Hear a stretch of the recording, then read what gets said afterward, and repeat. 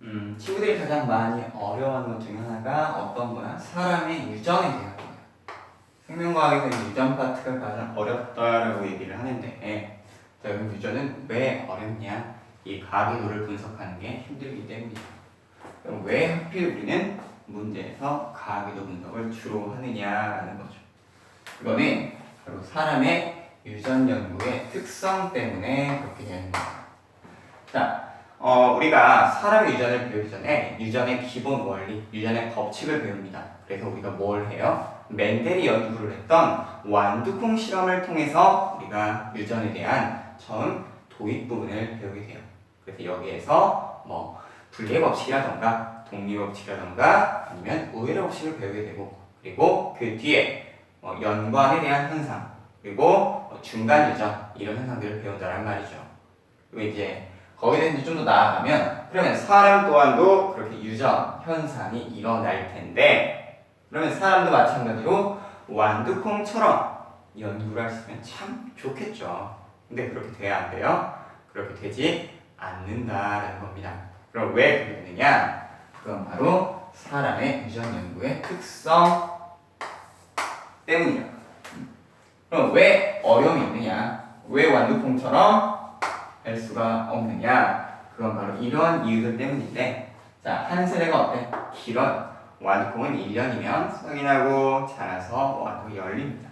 그러니까 1년 농사, 1년 농사. 그러니까 금방 수확을 할 수가 있는 거지. 그러다 보니까 금방금방 결과를 할 수가 있는데, 사람은 한 세대가 너무 길어. 여러분이 태어나서 지금 몇 살? 뭐 이제 여러 나이대가 다양하겠지만, 자, 나이대가 다양한 가운데 뭐 아기를 낳으려면 최소한 2차 성징이 일어나야 아이를 낳을 수가 있는 거고, 이 아이가 또 자라서 또 그 다음 자손을 낳으려면 최소 25년, 30년 걸린다는 거죠. 아무리 빨리 땡겨도 건강한 자녀를, 그 다음 세대를 출산하기 위해서는 시간이 많이 필요해요. 그러니까 일단 기간이 너무 오래 걸리고, 또 하나 문제는 자손 수가 너무 적어. 완두에 한 그루가 열리면 그 안에서 완두가 수십 개씩 열리게 됩니다. 근데 사람은 아이를 한 번 낳으면 한 명, 두 명, 쌍둥이를 낳을 수 있겠지만, 그러다 보니까 어때? 신뢰성이 많이 떨어져. 신뢰성이 많이 떨어지다 보니까 일반화를 키기가 어렵다라는 문제가 있는 거죠. 또한 제일 중요한 게 이거야. 자유로운 교배가 뭐하다? 불가능하더라라는 겁니다. 네, 철수가 있고, 자, 철수랑 영이랑 있습니다. 자, 여기 이제 철수랑 영이가 앉아있을 때, 자, 철수 영이 결혼해 하면 너 어떻게 돼? 철컹철컹. 난 바로 잡혀가는 거죠. 잡혀갑니다.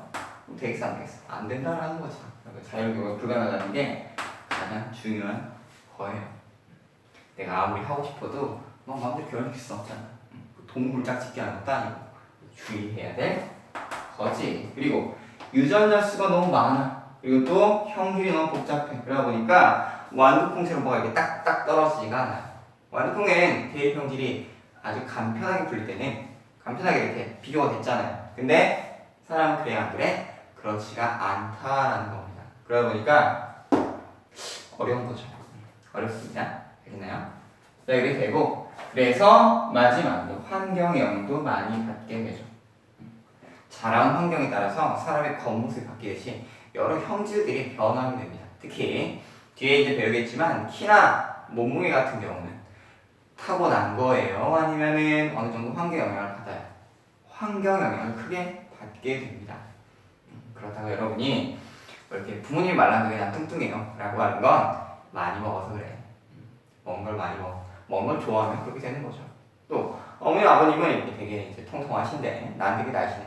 먹은 걸 싫어하는 거죠. 물론 유전 영향도 있긴 있어요. 하지만 유전 영향보다 환경 영향 그리고 생활 습관 영향으로 많은 것이 또한 바뀔 수가 있더라. 그래서 연구하기가 힘든 거예요. 그러면 사람의 유전은 연구는 포기해야겠죠. 연구가 힘들잖아. 포기해야겠지. 그런 게 아니다라는 겁니다. 안 돼. 너. 우리는 결국엔 그 방법을 찾게 된 거죠. 우리는 언제나 찾아왔고 앞으로 찾아낼 거죠. 그래서 어떻게 하느냐? 첫 번째 방법은 가계도를 분석하는 겁니다. 자, 가계도라고 하는 건 특정 유전 연기를 가지는 집안의 가계도를 분석을 하는 거예요. 그래서 그 안에서 형질의 유전 방식을 파악하는 방법입니다. 그러면 가계도가 어떻게 쓰이는지는 알아야겠죠. 중학교 때도 우리가 물론 이런 내용을 배웠고, 지금 이제 생명과 원이긴 하지만 중등 3학년 과정에 똑같은 내용이 나오잖아요. 같은 내용이 나오니까 같이 이제 연기해서 보면 될 것 같아요. 그래서 가계도 키우 남자는 네모 박스로 그다음에 동그라미로 표시하게 되고, 만약에 두 사람이 결혼을 했다라고 하면 선을 이어주면 됩니다. 자, 여기서 이거는 한 세대를 의미하는 같은 세대죠. 1세대라는 겁니다. 그래서 어버이 세대가 되는 거고, 이제 예를 들면 특정 형질이 있다고 하면은 특정 형질은 뭐 이렇게 색깔을 칠해준다고 여러 가지 방법이 있어요.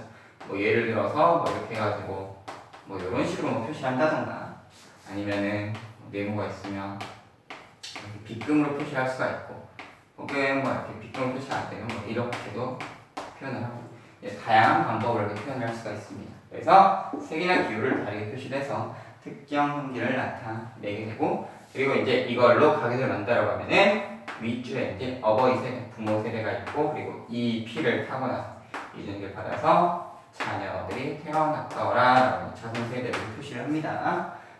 그리고 이제 딸, 아들, 여기 아마 누나랑 남동생인 것 같아. 그리고 만약에 쌍둥이가 있다. 물론 쌍둥이가 잘 나오진 않지만 어쩌면 나올 수가 있어요.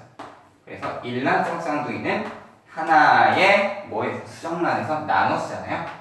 나뉘기 때문에 이렇게 가지가 나오는 형식을 띠게 되고요. 이란성은 애초에 어때? 이란성이니까 수정란이 두 개죠. 그래서 각자 다른 개를 걷더라 이렇게 표시를 해주시면 됩니다.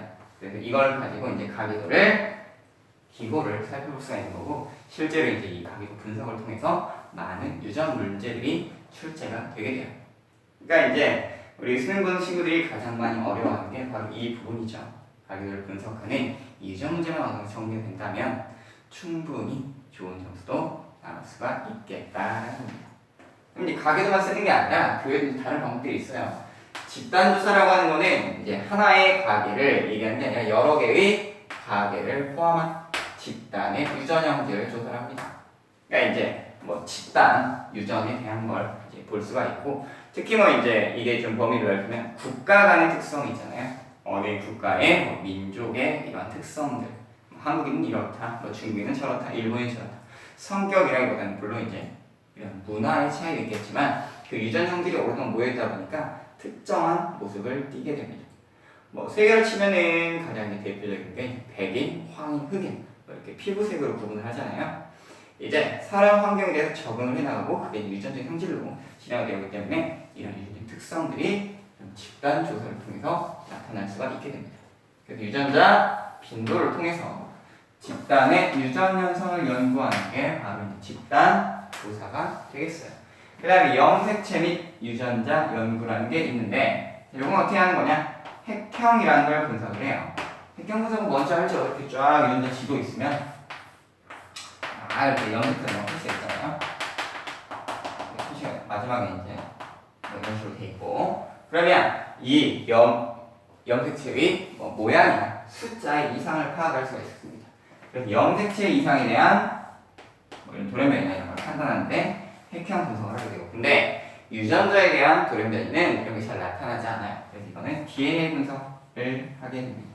우리가 이제 지놈이라고 하는 거죠. 뭐 게놈 프로젝트 옛날에 이런 얘기가 있었는데, 지놈, 유전자 지도를 쫙 만들어가지고 유전적인 특정 형질이 있으면 무슨 유전자가 거기에 관여를 하는가를 파악하는 게 DNA 분석이다.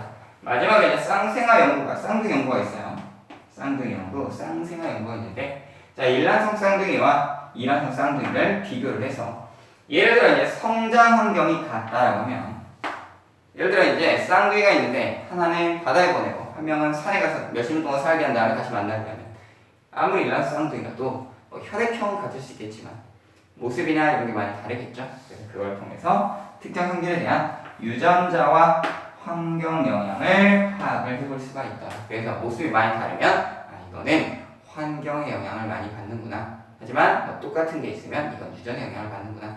이란성 쌍둥이 같은 경우도 유전의 특성은 다르지만 같은 환경에 살다 보면 좀 모습이 비슷해지는데, 이러한 비슷한 경향은 뭘 통해서? 환경의 영향으로 비슷해지는구나. 하지만 특성이 완전히 다른 건 유전자 영향을 많이 받는구나 라고 통해서 이 영향의 정도를 파악할 수가 있게 됩니다. 그래서 사람의 유전 여부는 이렇게 살펴볼 수가 있는 거예요. 알겠나요? 그래서 부인이 다들 좋은 그런 점수로 만났으면 참 좋겠어요. 알겠죠? 우리는 할 수 있습니다. 그렇죠? 할 수 있겠죠?